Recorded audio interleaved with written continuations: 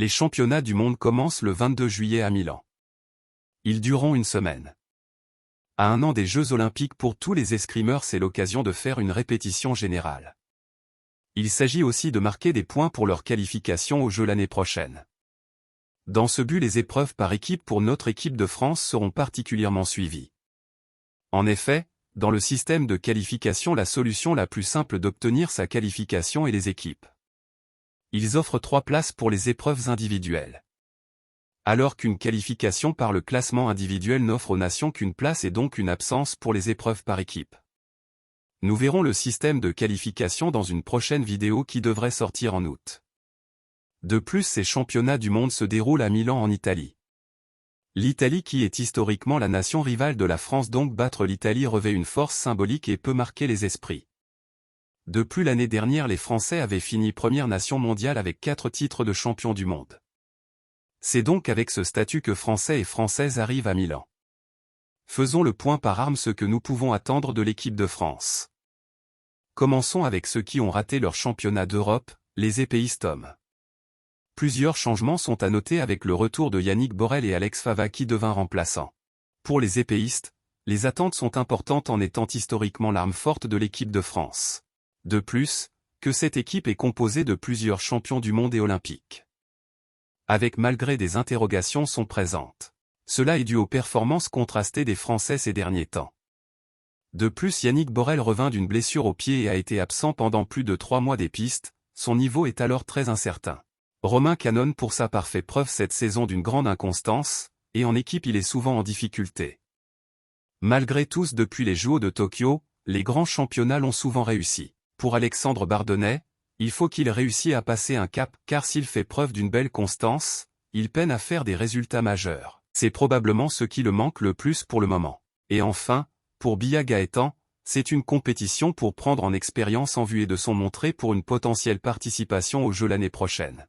Les Français en équipe devront aussi rattraper les points perdus lors des Europes mi-juin à Cracovie.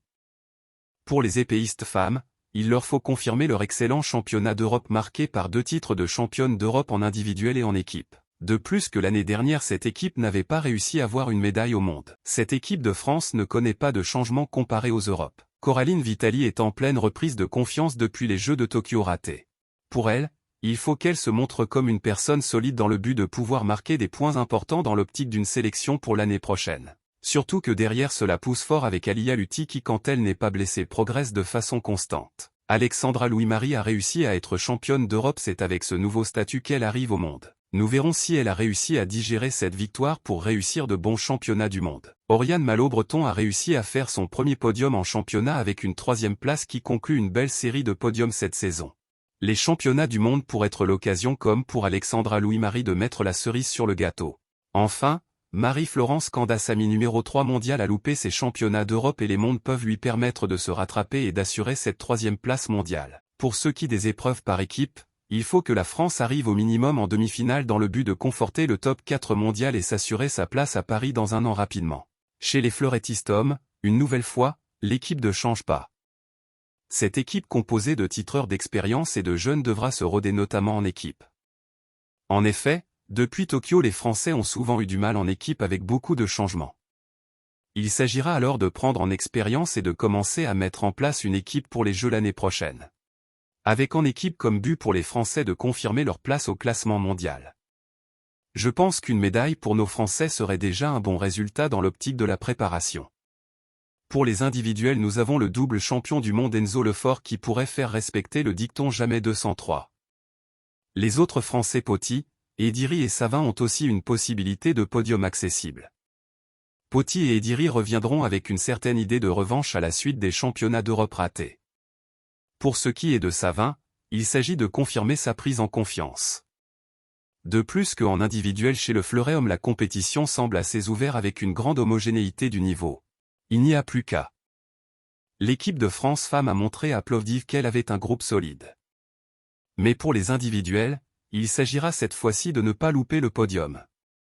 Le podium qui est très largement accessible au vu de la saison de Tibus ou encore de Patru. De plus, la blessure de Pauline Ranvier semble être passée. Enfin, Blaž Anita, à la suite d'une bonne saison, il faut sortir le gros résultat qui lui permettra de faire une excellente saison. Toutefois, la concurrence sera forte avec l'américaine Lee Kiefer numéro 1 mondiale et des italiennes qui ont réussi à un quadruplé aux Europes. En équipe, les Françaises ont montré des choses intéressantes aux Europes avec une seconde place et une finale qui est perdue sur des détails. Morgane Patru avait subi un peu dans les équipes mais maintenant qu'elle a connu ses premiers championnats d'Europe peut-être qu'elle sera plus relâchée. De plus Pauline Ranvier qui n'est plus sous le coup d'une blessure pourrait apporter toute sa force à l'équipe de France. Ainsi, nous verrons les différences qu'il reste ou non avec les Américaines et les Italiennes. Aussi, la France doit défendre sa place au classement mondial avec des Japonaises qui sont de plus en plus menaçantes. Le sabre-homme a réussi à obtenir sa première médaille en championnat depuis 2008 lors des Europes. Cette performance promet pour les Français de grandes possibilités de médailles. Cette équipe qui connaît des modifications avec le retour Elliott Bibi qui revient de blessure. Ainsi, Jean-Philippe Patrice lui est relégué au rôle de remplace. Ce retour donne une nouvelle chance de médaille à l'équipe de France pour les épreuves individuelles et devrait aussi renforcer l'équipe de France en équipe avec 4 tireurs avec un niveau sur le papier très proche. Toutefois, son manque de compétition pourrait lui jouer des tours. Et surtout en individuel, le niveau est très élevé avec 2 hommes qui dominent cette saison Sandro Bazadze et Aron Silagi. Maxime Pianfetti va débuter avec ses championnats du monde un titre de vice-champion du monde à défendre et certainement un goût de revanche. En effet, l'année dernière en finale l'arbitre avait pris une décision discutable en refusant une touche du Français qui aurait pu lui procurer le sacre mondial. Bola Dapiti, l'homme d'expérience de cette équipe, va tenter d'obtenir sa première médaille au championnat du monde. Comme Sébastien Patrice qui a fait son premier podium international au championnat d'Europe. En équipe, la France est actuellement 3e nation depuis le début des qualifications pour les Jeux, il faut réussir ces championnats du monde pour conforter cette place. Chez les sabreuses dames, l'équipe évolue aussi avec le retour de Caroline Queroli et donc Cécilia Berdé qui est placée remplaçante. Il sera intéressant de voir ses résultats elle qui reste sur une 2e place en Coupe du Monde. De plus, qu'elle est encadrée par une équipe qui est en forme avec Manon Apiti-Brunet championne d'Europe, Sarah Balzé 2e aux Europes et double victorieuse en Coupe du Monde cette année.